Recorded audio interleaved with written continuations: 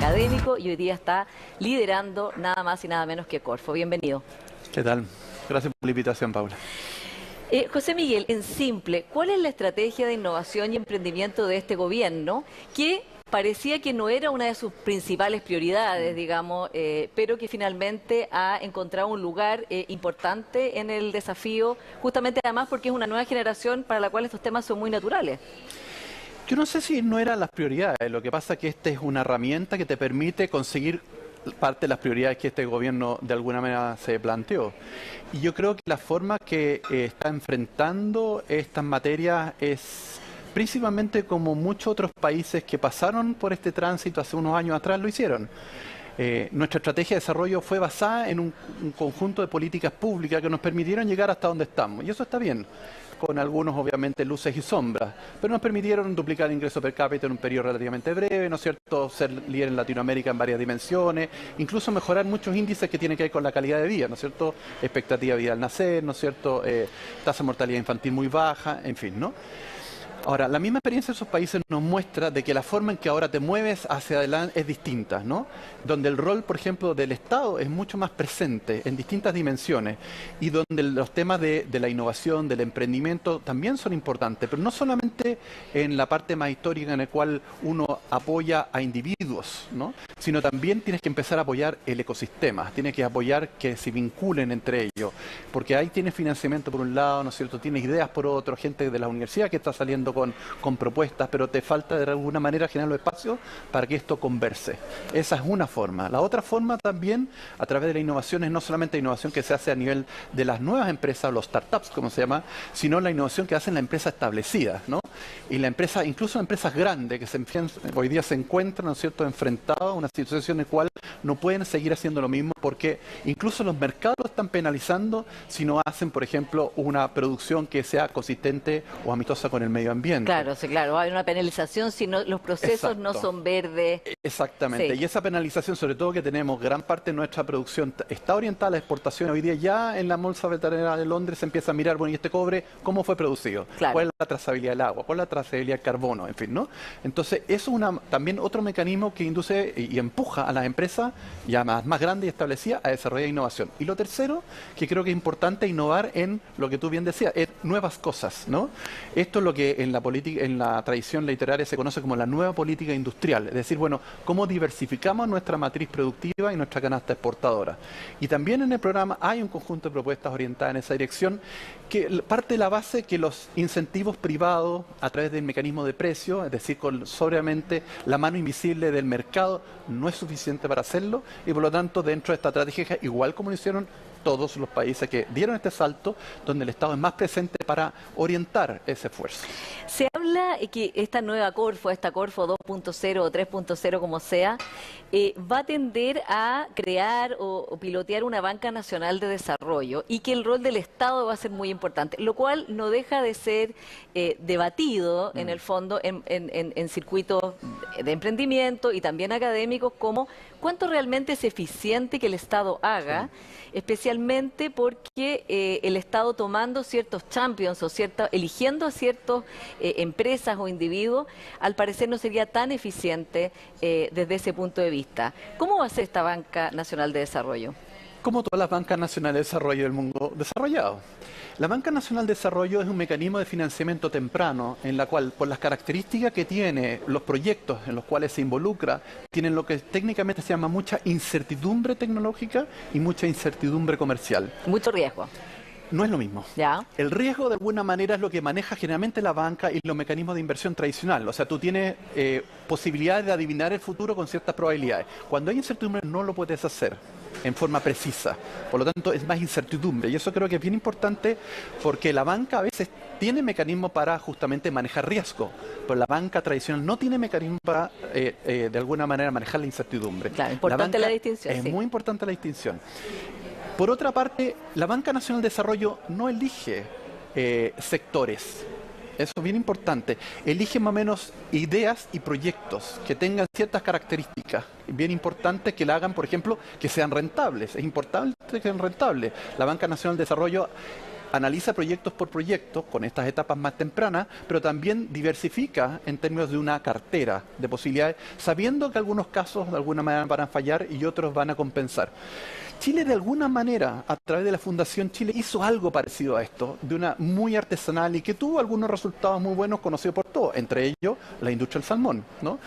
Que no solamente apoyó todo el desarrollo tecnológico, sino principalmente las primeras etapas de venta y después las vendió a quienes estuvieron interesados.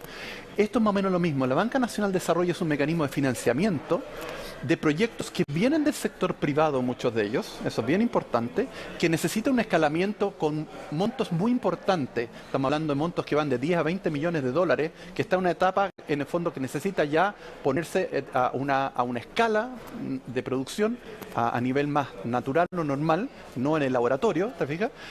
Y de cuales los capitalistas de riesgo no entran, porque muchas veces son inversiones físicas muy grandes. La banca tradicional no entra, porque obviamente estamos en etapas muy tempranas, y donde no se justifica con los impuestos todos chilenos haya subsidios de 10 o 20 millones de dólares para hacer el escalamiento. Claro. Entonces esto van a ser préstamos, como has dicho tú, no subsidios. No, son préstamos. Son préstamos. Son préstamos que tienen de alguna manera características, primero una evaluación técnica dentro de la banca muy importante. Lo segundo, obviamente, son lo que se llama capital paciente. Se invierte junto con el sector privado, junto con la banca nacional e internacional o multilateral, ¿no es cierto? En la banca de desarrollo máximo 10% del costo total o de la inversión total participa la banca, pero da señales al sector privado para juntos con ellos en invertir y además en un plazo más largo. Ahora, el tema del salmón que pusiste es interesante. ¿Por qué? ¿Cuál es el rol del Estado ahí? Porque tú dices, claro, ahí hubo desde la Fundación Chile una promoción, un incentivo, un impulso a que se desarrollara en alianza entre el sector privado, público, academia, una industria, pero también es una industria que está, digamos, con mucha responsabilidad en la contaminación de los fondos marinos.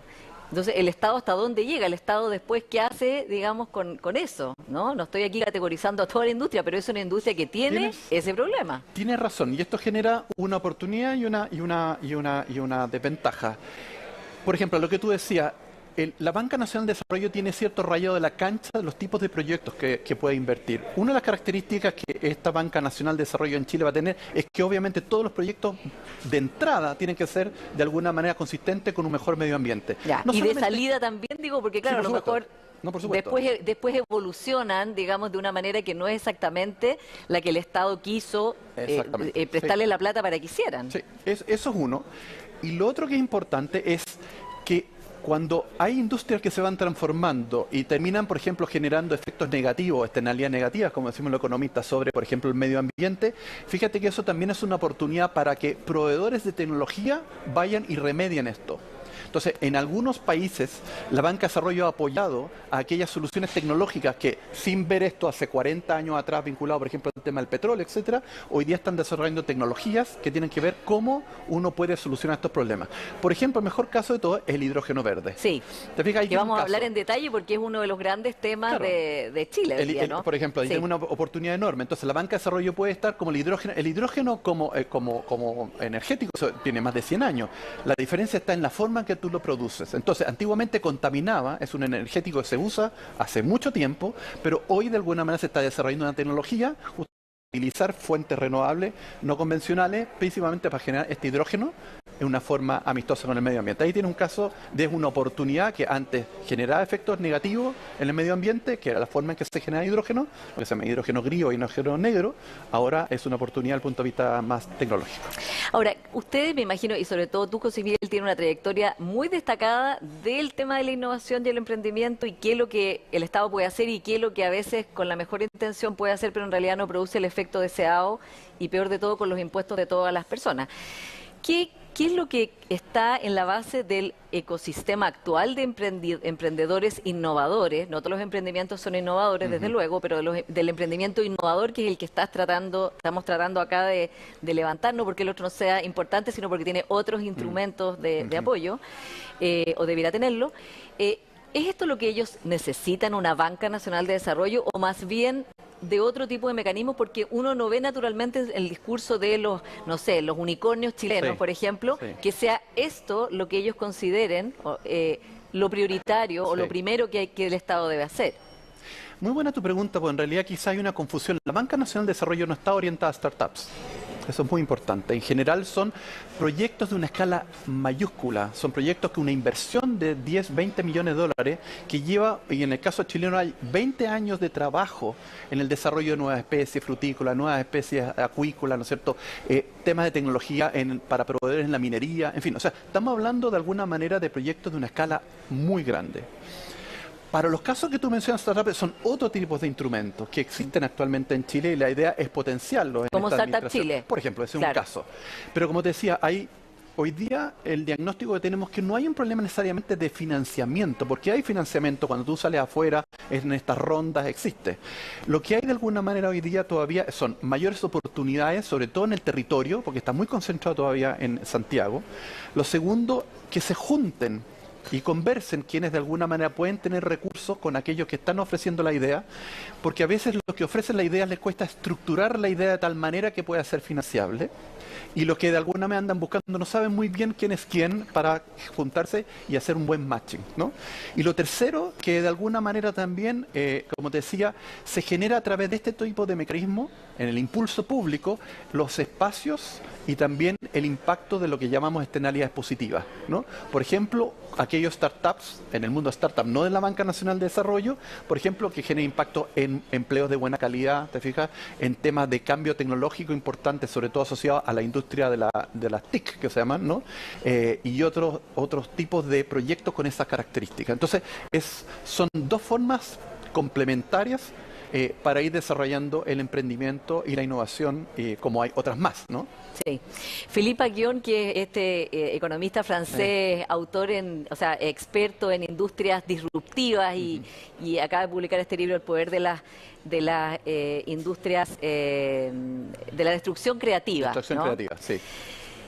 Decía que en el fondo le parecía a él que el Estado, el problema que tenía era la asignación de estos recursos, subsidios, préstamos, porque Sí. no era bueno en elegir quién y que le Sí. gustaba más el sistema, por ejemplo, americano, y ponía de ejemplo a BARDA, que es este consorcio en el cual, bueno, se pusieron las vacunas, de hecho, Sí. en que en el fondo se pone una misión, que es Sí. conseguir vacunas a redes de mensajero en escala, digamos, mayúscula, y entonces se concursan distintos laboratorios, Así el es. Estado va viendo entre los que compiten, y Sí. que está como más descentralizada la elección de quién es el ganador. ¿Cómo ves tú ese problema y cómo se resuelve dentro de la Banca Nacional de Desarrollo?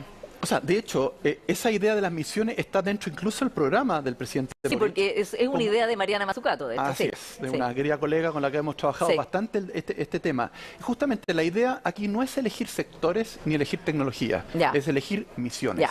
Elegir qué es lo que nos motiva como sociedad con respecto a nos queremos ver en el futuro. Por ejemplo, el tema de la descarbonización.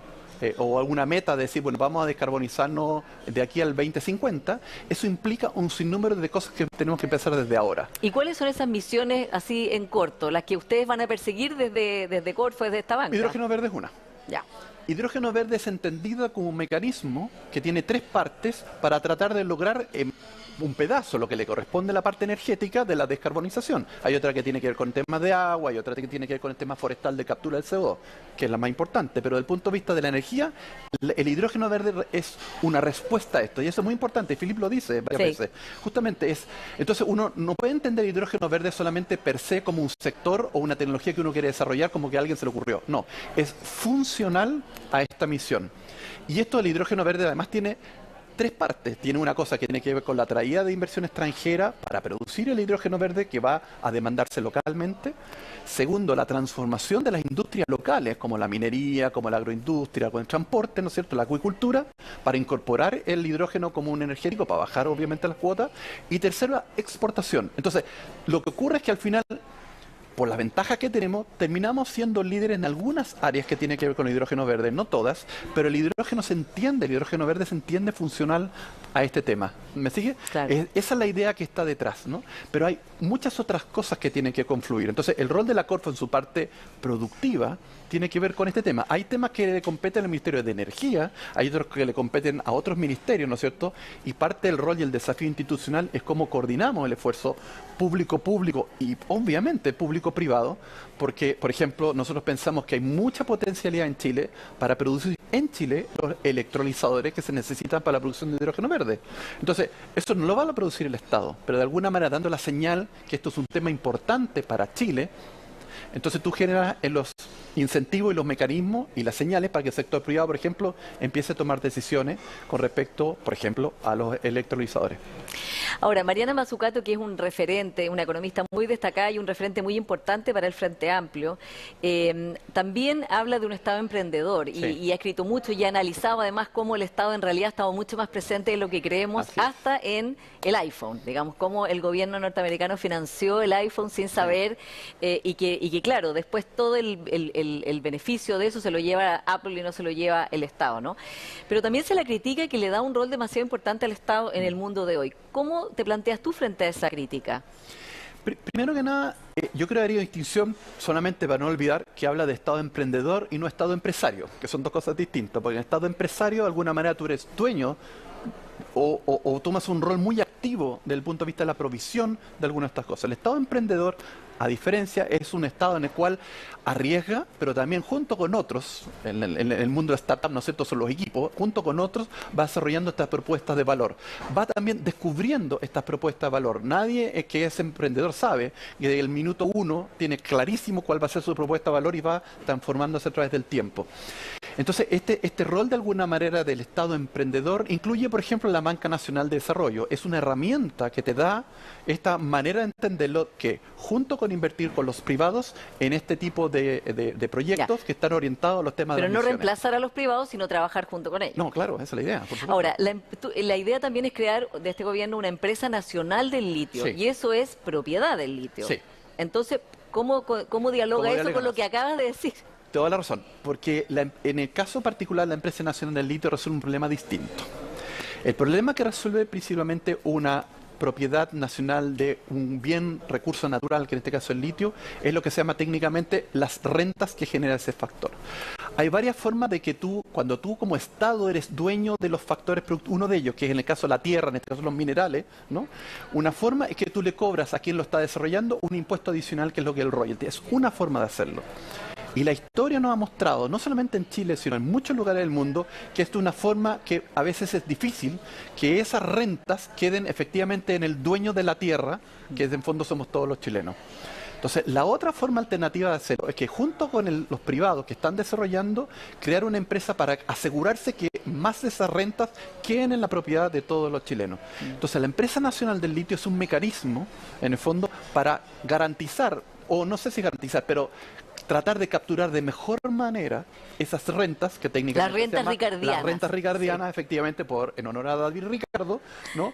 Que son de alguna manera de todos los chilenos y que no se queden, que se pasen como por debajo de la línea con los que son dueños del capital, que es otro factor. Que a veces nos confundimos que el dueño del capital y el dueño de la tierra son los mismos. No, aquí hay tres factores distintos. Y el otro es el trabajo, obviamente. Entonces, ese es un mecanismo, ¿no? Esa es la respuesta de alguna manera de una empresa nacional. No es porque en el fondo no hayan empresas privadas que puedan desarrollarlo. Es el punto que es una forma en la cual como chilenos podemos capturar más de las rentas asociadas a un bien, un recurso natural de todos nosotros que es el litio. José Miguel, ¿y qué pasa con todas estas políticas que finalmente puedan desincentivar que los privados quieran invertir, ¿no? Que lo estamos viendo ahora a raíz de todo lo que está discutiendo la convención respecto del cobre, por ejemplo, que están diciendo, bueno, ¿quién va a querer invertir ahora un peso si todavía no hay tanta incertidumbre por un lado y si después las nuevas regulaciones hacen que realmente sea más complicado que vean a qué plazo puede ser su ganancia y si las reglas se van a mantener en el tiempo? Yo haría una distinción bien clara en esto. Estamos justo en la transición, es que por los contratos que existen con la explotación del cobre, es el momento en que uno puede hacer algunos cambios. Y la institucionalidad chilena ha tenido y va a tener en el futuro esa responsabilidad con respecto a que las reglas se mantienen. Pero justamente como ahora los contratos están expirando, muchos de ellos, es el momento que como sociedad nos estamos planteando la pregunta de qué vamos a hacer y cómo van a ser los contratos de futuro. Entonces, hoy día estamos viviendo efectivamente una situación de incertidumbre porque estamos discutiendo esa regla de juego. Pero nuestra tradición histórica nos ha dicho y nos muestra que una vez que se cierren estos contratos y hagamos esta discusión, la incertidumbre que tú mencionas, que está bien, obviamente, porque estamos justamente en el proceso ahora, una vez que se acuerdan los contratos de puño y letra del presidente de la República con las distintas instituciones públicas o privadas, después se ¿Y mantienen qué por los cambio años le que harían siguen. tú a esos contratos? Esto, bueno, es lo que de alguna manera está en el programa que yo creo que es muy importante. ¿Cómo de alguna manera, como primero logramos que Chile, los chilenos capturemos más rentas ricardianas asociadas a recursos naturales que son de todos nosotros? Creo que eso es tremendamente importante. El royalty lo hace de una manera media indirecta, ¿no? Pero dado como está estructurado jurídicamente, en el fondo, los sectores privados junto con CODEL, que una institución pública puede seguir explotando, pero el recurso, pero que estas rentas se aseguren. Y segundo, que estas rentas principalmente también te permitan, estas rentas, ¿no es cierto?, generar nuevo conocimiento para poder expandir las posibilidades de desarrollo en otros sectores vinculados, por ejemplo, con los recursos naturales. Y lo que está planteando la convención, va en la línea que lo que planteas tú, porque parece que es más radical lo que está planteando la convención. No he seguido con los detalles de la convención, pero hay muchos temas, hay algunos temas obviamente que están vinculados a esto, que tiene que ver, por ejemplo, con los derechos de propiedad, ¿no es cierto?, de estos tipos de recursos, y de alguna manera cómo entre los privados jugar en esto y las rentas que pueden capturar ellos o no. Lo segundo, los temas, los derechos de propiedad intelectual que genera, por ejemplo, el conocimiento. Eso es muy importante. Cuando hay recursos públicos involucrados, en general, esa propiedad intelectual debería estar más disponible para todos, ¿no? Cuando hay recursos privados, bueno, hay que ver los temas de negociación, ¿no es cierto?, en casos particulares, la industria farmacéutica está poco desarrollada en Chile, pero en otros lados, este es un proceso de negociación muy complejo, en los cuales tenemos menos experiencia. Pero lo que más importante es, y creo yo, y en la esencia de la discusión de esto, es entender que, volviendo a tu primera pregunta, en el futuro en el cual Chile se está planteando en otro nivel de desarrollo con las características propias que tenemos ahora, el cambio climático, ¿no es cierto?, los temas de los derechos sociales, la regionalización, el tema del género, entender que el conocimiento pasa a ser un jugador muy importante en esto.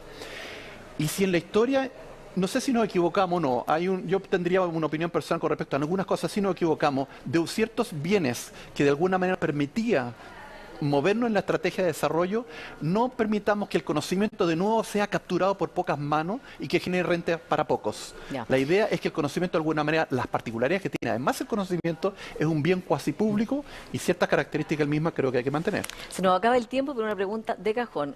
Tú escribiste hace 10 años El otro modelo, junto a Javier Couso, Fernando Atria y Guillermo Larraín. Y Alfredo Yoñant. Y Alfredo Éramos Ñañán, 5, sí. toda la razón. Se ve bastante lejano de lo que está quedando la Constitución ahora, aunque en ese momento se vio como algo bastante de vanguardia. ¿Lo que está quedando en el borrador te representa y cuánto dialoga con el otro modelo? Mira, no he visto todos los detalles, así que no puedo dar una opinión. Pero lo menos, esencial, pero digamos lo que... yo creo que en el fondo, como tú tienes razón, en ese momento cuando escribimos el libro, que cosa que a mí me pareció una cosa bastante como de centro izquierda, socialdemócrata, a mucha gente le pareció una cosa como tremendamente de izquierda. De hecho, nos sorprendió a varios lo que estaba ahí, como que, ¿por qué había tenido tanto como crítica? Y hoy día, de alguna manera, por los acontecimientos, no solamente nacionales, sino internacionales, como que aparece como una cosa bastante como moderada, ¿no? Yo diría, de las cosas que he visto escritas como propuestas, hay cosas que son bien consistentes con lo que nosotros proponíamos. Por ejemplo, el tema de la idea de los derechos sociales. Una cosa que no se discutía en Chile hace 10 años atrás, esto de cuáles son los derechos sociales, al cual al frente el Estado Sí, tiene... y que hoy día son muy ciudadanos. mayoritarios. Obvio. ¿Y ¿no es qué es cierto? distinto completamente o qué te sorprende o qué está lejos del otro modelo de la propuesta de ustedes? Yo diría, por ejemplo, el tema de la provisión de estos derechos sociales. En el mismo libro nosotros hacemos una larga discusión con respecto a quiénes son los que provisionan esto, ¿no? Y nosotros no nos casamos que solamente sea el Estado Claro. el que lo provisiona. Hablamos de esta distinción entre propiedad, función y régimen, ¿no? Y tenemos dos capítulos largos respecto a eso. Entonces, por ejemplo, en tema de educación, lo que está en el libro, ¿no es cierto?, proponía que está bien, la educación era un derecho social, lo proponíamos nosotros como un derecho social a discutir entre todos, pero no necesariamente tiene que ser provisto por el Estado, ¿no? Sí. Hay, Más por bien que ejemplo, acá está quedando como no la provisión privada a derechos claro, sociales. lo que decíamos sí que si había provisión privada, de alguna manera un régimen bajo público, y por lo tanto Sí. significa que no podían haber rentas, en el fondo lo que llamamos, ¿no es cierto?, con lucro, ¿no? Y de alguna manera si había algunos que querían, por ejemplo, empujar alguna visión religiosa, etcétera, estaba bien, pero las reglas del juego era como si fuera el régimen de lo público y una función pública, aunque la propiedad fuera privada. Pero está no, 80% acerca del otro modelo, 20% cerca. Mira, el documento final, como tú sabes, no ha salido. Hay cosas que obviamente están más cercanas a lo que nosotros decimos y hay otras que están un poco más lejanas, pero yo creo que más allá del tema de la Constitución actual, etcétera, que es tremendamente importante, por lo menos, y ya hablando a título personal en el fondo, yo creo que el libro de alguna manera ayudó a abrir una discusión y que está incluso en el prólogo del mismo. Es decir, aquí no hay un programa de gobierno. Lo que hay en ese libro son ideas que ayuden, no sé, a abrir la discusión sobre temas que aparentemente parecen como obvios que no se discutan en Chile y que ahora se están discutiendo. Y creo que eso es el mayor mérito de ese texto. Claro, y probablemente los temas que estamos discutiendo ahora, el hidrógeno verde, y cómo la adaptación, salir de los combustibles fósiles, serán los grandes temas del futuro y que veremos cuál es el rol que tendrá entonces la Corfo para estas grandes misiones. Muchas gracias, José Miguel Benavente. A ti, Paula, por la invitación.